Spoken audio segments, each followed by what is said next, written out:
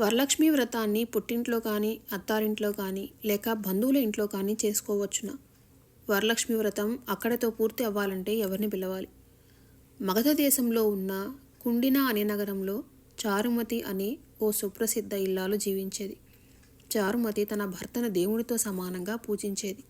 అత్తమామలను దైవంలా ఆరాధించేది. ఆమె తన కుటుంబంలోని ప్రతి సభ్యుడితో ప్రేమగా, శ్రద్ధతో ప్రవర్తించేది.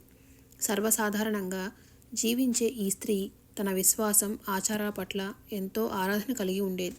ఒకరోజు రాత్రి చారుమతికి కలలో స్వయంగా దేవి వరలక్ష్మీదేవి దర్శనమిచ్చింది.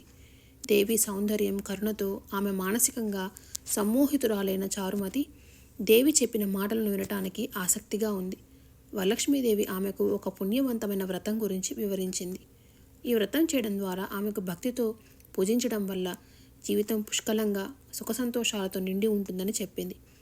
దేవి ఆదేశాన్ని గౌరవిస్తూ చారుమతి తన భర్త, అత్తమామలను అన్ని విషయాలు వివరించి వారి అనుమతితో ఈ వ్రతాన్ని ఆచరించేందుకు సిద్ధమైంది. కానీ చారుమతి ఒకటి మాత్రమే చేయలేదు.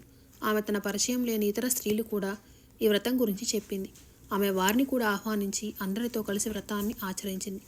శ్రావణ మాసం శుక్లపక్ష పౌర్ణమికి ముందు వచ్చే శుక్రవారం నాడు చారుమతి తన అత్తగారింట్లో ఇతర స్త్రీలతో కలిసి వరలక్ష్మి వ్రతాన్ని అత్యంత భక్తితో ఆచరించింది. ఆమె ఆచరణ ఫలితంగా ఆమె కుటుంబంలో సుఖ సంతోషాలు వెల్లువిరిశాయి. ఆ పుణ్య ప్రభావం ఆమె పరిచయస్తులకు కూడా వీస్తూ వారి జీవితాల్లో అదృష్టం, ఆయురారోగ్యాలను పెంచింది. ఈ కథలోని విశేషాలు అటు అత్తవారింట్లో కానీ, పుట్టింట్లో కానీ, లేదా బంధువుల ఇంట్లో కానీ వరలక్ష్మి వ్రతాన్ని భక్తితో, శ్రద్ధతో ఆచరించడం ద్వారా ఎటువంటి విఘ్నాలు లేకుండా సుఖ సంతోషాలతో నిండిన జీవితం పొందవచ్చని చెప్తున్నాయి.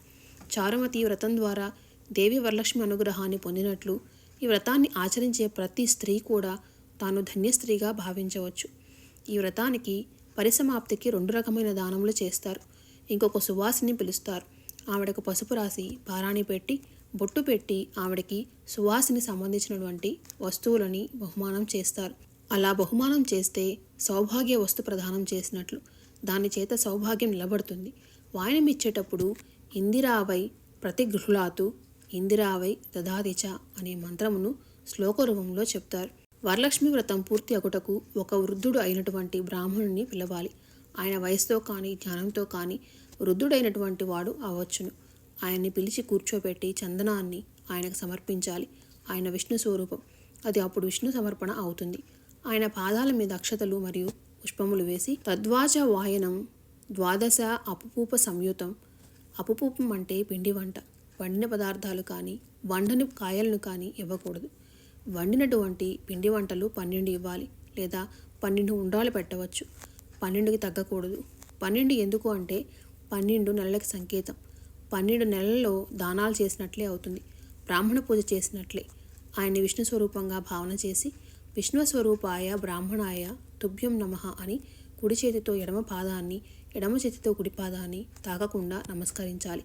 అలా బ్రాహ్మణుడికి నమస్కారం చేసి ఆయన చేత అక్షంతలు వేయించుకొని ఆశీర్వచనం తీసుకోవాలి. ఆయన అన్నమాట విష్ణు నోటి నుండి వచ్చిన మాట. దానితో వ్రతం అక్కడితో పూర్తి అవుతుంది.